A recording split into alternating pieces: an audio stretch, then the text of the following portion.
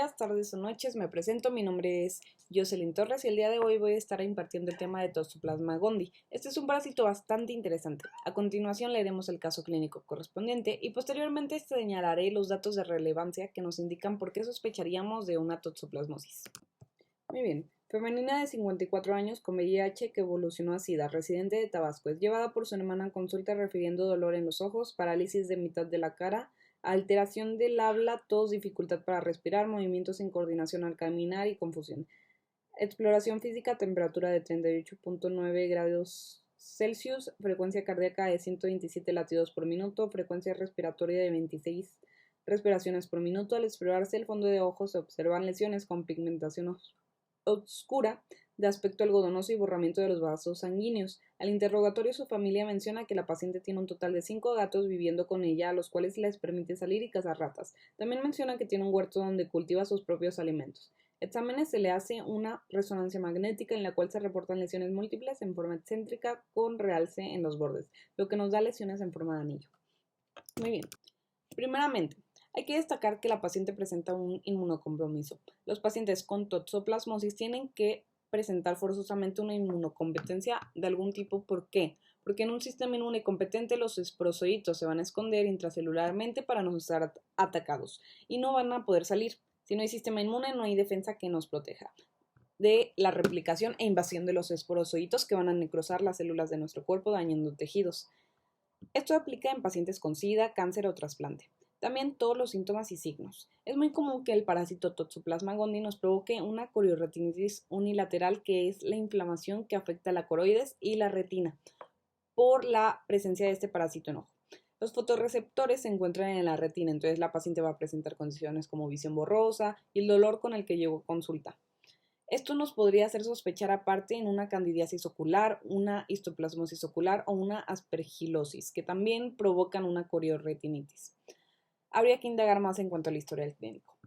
Toxoplasma gondii en pacientes con SIDA suele manifestar encefalitis, que es la inflamación de la masa cefálica, lo que nos va a dar signos y síntomas como aquí bien dice hemiparesias, afasias, ataxias y confusión. Como podemos ver en esta paciente también se manifiesta con una neumonitis, que es una inflamación del tejido pulmonar. Por eso vemos síntomas como la fiebre, la frecuencia cardíaca y respiratoria elevadas y la tos y disnea. Sin embargo, esta alteración es bastante rara. A la exploración de fondo de ojo vemos lesiones muy características de la ya mencionada corioretinitis. En esta esquina podemos observar la imagen correspondiente. En cuanto a la epidemiología, esta es una de las zoonosis parasitarias más comunes a nivel mundial. En México su prevalencia se encuentra en zonas costeras y es especialmente común verlo en embarazadas en la zona y, el estado de Tabasco. Toxoplasma gondii se replica en intestinos de gatos previamente contagiados por comer alguna presa infectada con quistes del mismo parásito y se transmite a través de oquistes que se encuentran en las heces del gato o mediante intermediarios. Es por eso que dentro del interrogatorio, si tenemos una sospecha de Toxoplasma gondii, lo más lógico sería preguntar a la paciente si tiene gatos. En este caso se le suma la cuestión de que la mujer tiene un huerto. Sospecharíamos del contagio mediante vegetales contaminados o no lavarse las manos después de recoger las heces. Claro, hay otras formas de contagio que no aplican en este caso en particular, pero podríamos preguntarle si comió carne cruda en algún sitio. En cuanto a la resonancia magnética, las lesiones en forma de anillo que observamos aquí son lesiones características en pacientes inmunocomprometidos que presenten toxoplasmosis y se les llama neurotoxoplasmosis. Pero ojo, porque aquí tenemos un diagnóstico diferencial, puesto que Toxoplasma gondii no es el único que puede generarnos lesiones en forma de anillo en cerebro. Con estas lesiones también podríamos sospechar de un linfoma primario del sistema nervioso central.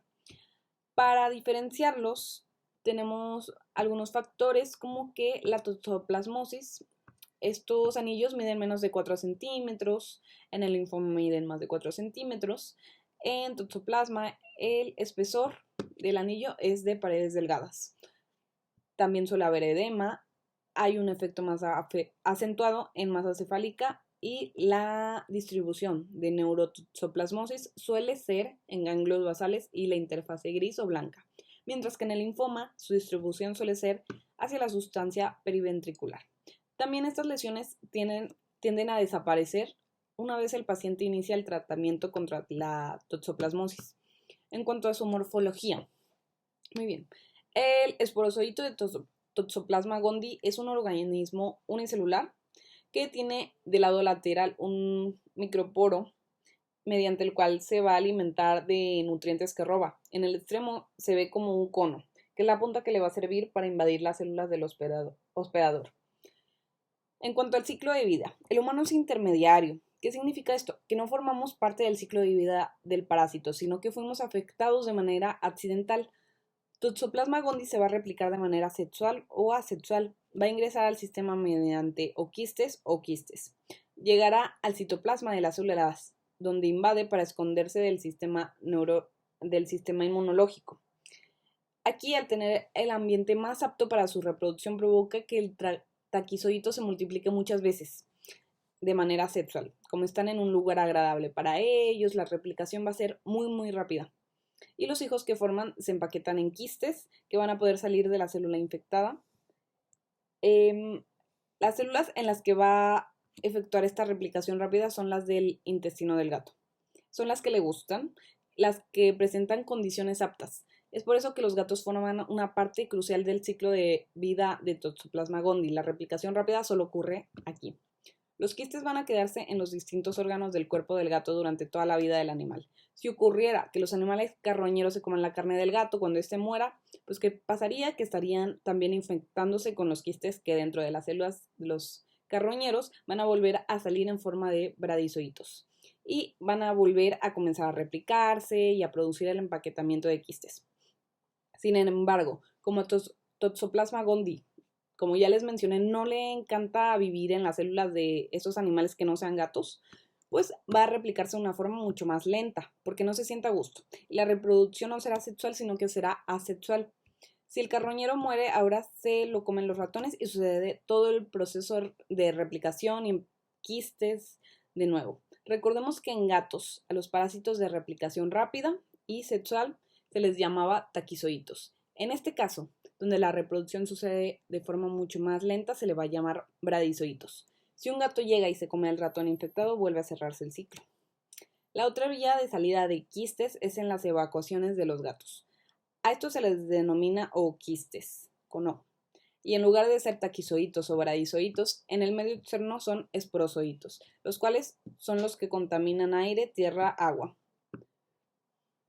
Otros animales pueden ser contaminados por medio de alimentación contaminada por las heces de estos gatos e infectarnos a nosotros, a los humanos, por medio de carne que no está bien cocinada porque ahí se encuentran los quistes. Y también recordarse limpios al manejar los desechos de los gatos porque así, aquí se quedan los oquistes.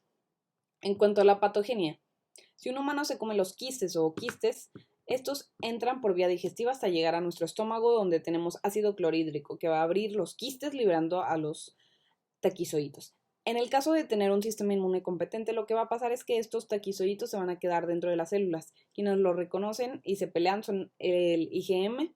Sin embargo, como el sistema inmune no puede matar células propias, pues simplemente se quedan vigilando toda la vida. Quienes vigilan para siempre son los anticuerpos IgG. De esta manera nos dan portadores asintomáticos porque los taquizoitos no van a poder salir de las células, van a estar ahí amenazados. ¿Qué pasa si tenemos algún compromiso del sistema inmune? Pues habrá invasión de células, una replicación exagerada, destrucción de células y nos genera un tejido dañado y necrótico. Esta replicación va a continuar y como en los tejidos siempre hay irrigación arterial y venosa, los taquizoitos aprovechan eso y tendrían la facilidad de diseminarse por el sistema sanguíneo hacia otros órganos. También se pueden diseminar por vía linfática y por macrófagos. Y pues llenan al tejido de células muertas. Cuando ya se depositan en los órganos, vuelven a tener esta replicación lenta y asexual, que ya les había mencionado, de los bradizoitos. Solo serán taquizoitos al inicio de la infección. Y consideremos también que el ser humano no evacúa estos quistes. Pacientes de riesgo son quienes tienen su sistema inmunológico comprometido, como embarazadas, portadores de VIH, quienes se sometieron a un trasplante. En embarazadas, si estos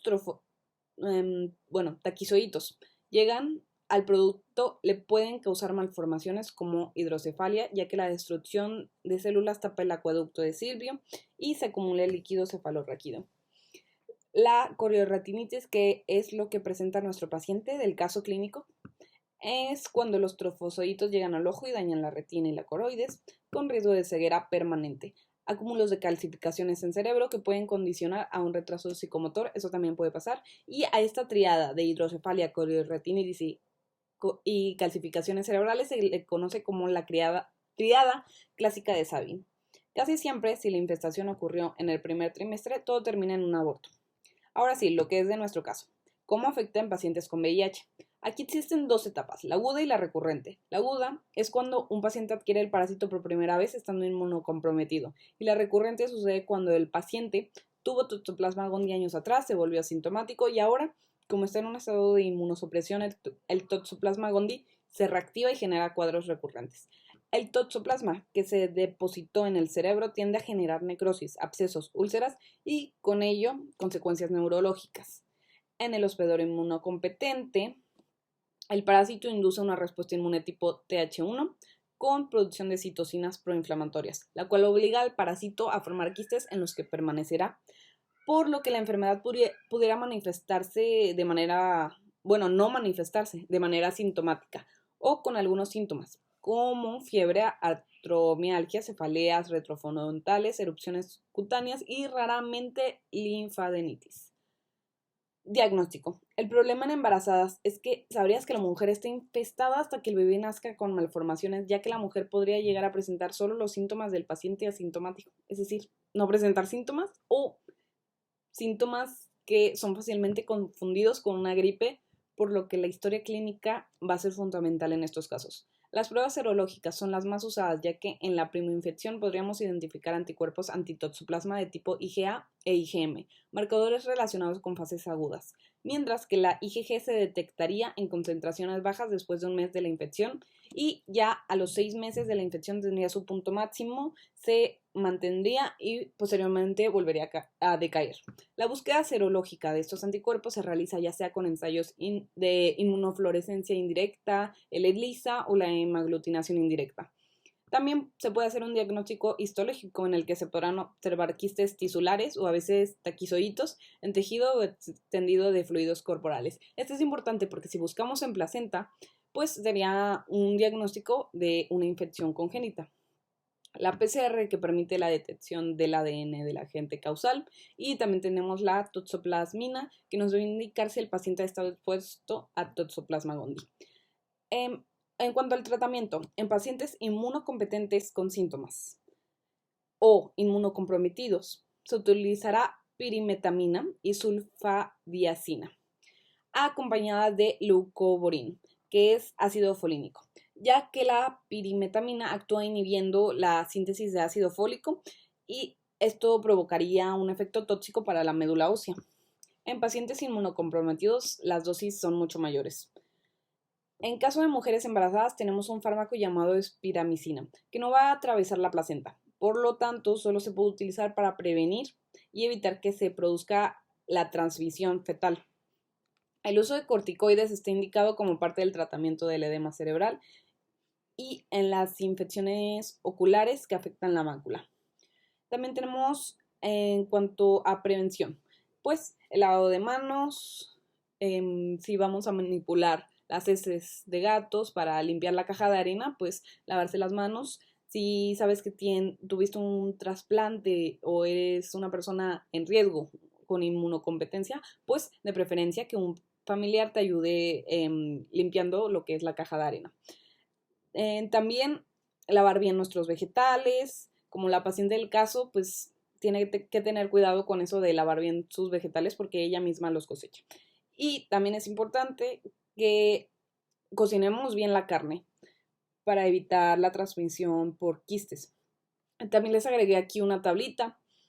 Nada más les explico que sí, que lo que significa es que se divide en primer trimestre, segundo trimestre y tercero de la embarazada. Nos explica que si no se trata, este es el porcentaje y abajito está la consecuencia que tendría. Es decir, que en primer trimestre, si no se trata, hay 14% de probabilidades de que tenga pérdidas totales, un aborto. Y si se trata, igual sigue existiendo un 8% de probabilidades de que haya pérdidas fetales. Y pues eso sería todo. Muchas gracias por su atención.